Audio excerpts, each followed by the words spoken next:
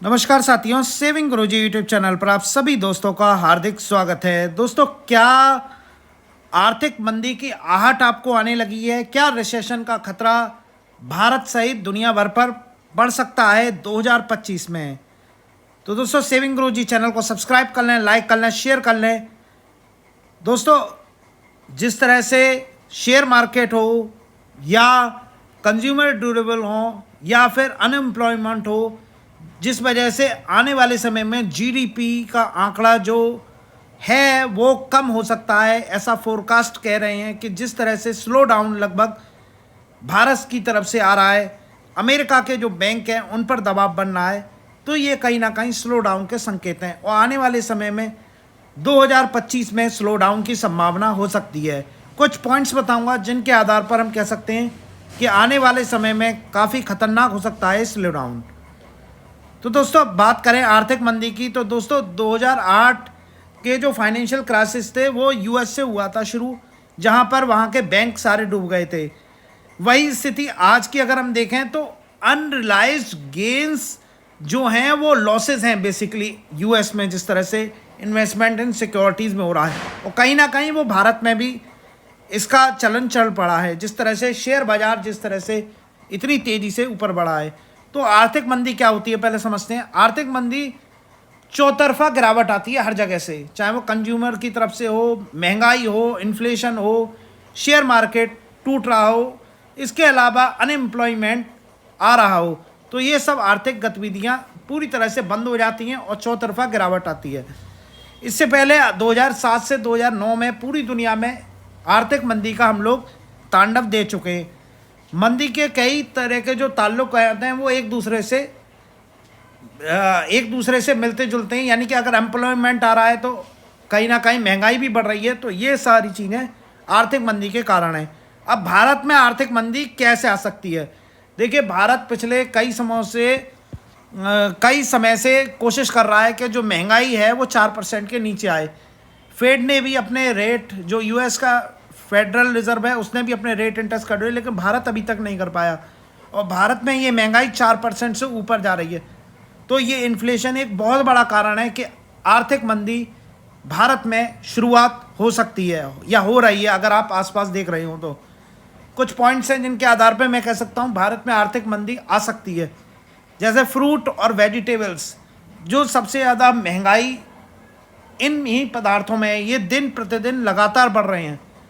कुछ समय के लिए फूड और वेजिटेबल्स के दाम कम हुए थे अप्रैल से लेके और सितंबर तक, और सितंबर में जिस तरह से बारिश हुई या अन्य कारण रहे, उसकी वजह से फ्रूट और वेजिटेबल्स के दाम आसमान छू रहे हैं। बात करें ऑटो सेल्स डाउन, दोस्तों जिस तरह से शेयर बाजार से ये आ रहे हैं कि ऑटो सेल्स नहीं हो रहे हैं, नहीं बिक रहा, यानी कि ऑटो में कार हो, बाइक हो, इनकी बिक्री नहीं हो रही है। यहाँ पर अभी बजाज ऑटो का शेयर 13 से 14% गिरा।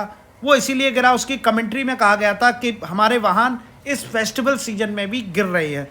तो ये एक बड़ा कारण है कि लोगों के वाहन नहीं गिर रहे, तो लोगों की सैलरी कैसे मिलेगी? जो कंपनी है वो लोगों के तनख्वाह कहाँ से देगा अगर ऑटो सेल्स और ये कार सेल्स डाउन है तो। तीसरा कारण मैं आपको बताऊं, कंज्यूमर इन्फ्लेशन, यानी कि कंज्यूमर जो भी आप दाल वगैरह और ये सारी चीज़ें, खाने पीने की चीज़ें, लगातार इनके मूल्यों में वृद्धि हो रही। एफएमसीजी कंपनियां लगातार अपने दाम बढ़ा रही हैं क्योंकि उन्हें अपना घाटा पूरा करना है। तो कई ऐसी कंपनियां हैं जो कि घाटे में हैं, तो घाटे से प्रॉफिट में आने के लिए वो अपने दाम लगातार बढ़ा रही हैं। चौथा बात करें, डॉलर लगातार स्ट्रेंथन हो जा रहा है। एक समय डॉलर जो 75 से 80 के बीच में रेंज करता था, अब वो 83 को भी पार करते हुए 84 के ऊपर चला गया है। तो अगर डॉलर मजबूत होगा तो हमारी जो मुद्रा है वो भी कमज़ोर होने की संभावना है। ये भी एक मंदी का कारण है भारत में आने का। तीसरा बात करें, बैंकों में डिपॉजिट नहीं आ रहे हैं, बैंकों में लोग पैसा नहीं जमा कर रहे हैं। पैसा कहाँ जमा कर रहे हैं? शेयर बाजार में। शेयर बाजार, अगर बैंक फाइनेंशियल जो संस्था होती है, वो बैंक जो है वो उसकी रीढ़ है हमारी संस्था। अगर हमारी संस्थाओं में बैंक में पैसा नहीं जाएगा, एलआईसी में पैसा नहीं जाएगा, तो शेयर बाजार में कितना भी पैसा डाल लें, शेयर बाजार जो है कंपनी की अर्निंग के ऊपर डिपेंड करता है। लेकिन ऐसा चलन आ गया है कि लोगों ने अपनी फिक्स डिपॉजिट तोड़वा कर शेयर बाजार में निवेश कर रहे हैं। लेकिन अगर हमारी अर्निंग नहीं होगी, बैंकों की अर्निंग नहीं होगी, तो कहीं ना कहीं ये हमारे लिए आर्थिक मंदी का कारण बन सकते हैं। इसके अलावा अनएम्प्लॉयमेंट, लगातार कितना भी सरकार प्रयास कर ले, लेकिन अनएम्प्लॉयमेंट लगातार बढ़ता जा रहा है। कंपनियों पर जो भार है वो लगातार बढ़ता जा रहा है, और इस भार के कारण क्या होगा, लोगों की जॉब छूटेंगी। 2007 से 2009 के बीच यही हुआ, अनएम्प्लॉयमेंट लगातार बढ़ता रहा। बहुत सारे आईटीज कंपनी ने अपने रेट कट ना होने की वजह से लोगों को जॉब छोड़ना पड़ा।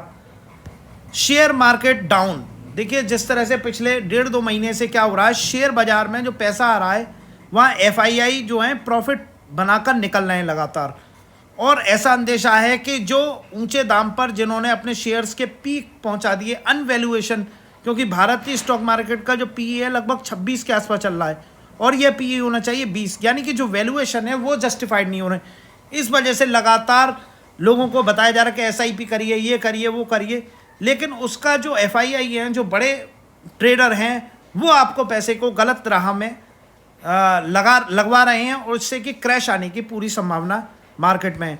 अब एक बात का ही सहारा है कि अगर आरबीआई अगर बाजार में पैसा नहीं लगाएगा, यानी कि आरबीआई अगर रेट कट नहीं करता, जो कि अक्टूबर के महीने में जो मॉनिटरिंग पॉलिसी उसी में रेट कट करना चाहिए था, लेकिन आरबीआई ने ये नहीं किया इन्फ्लेशन के कारण।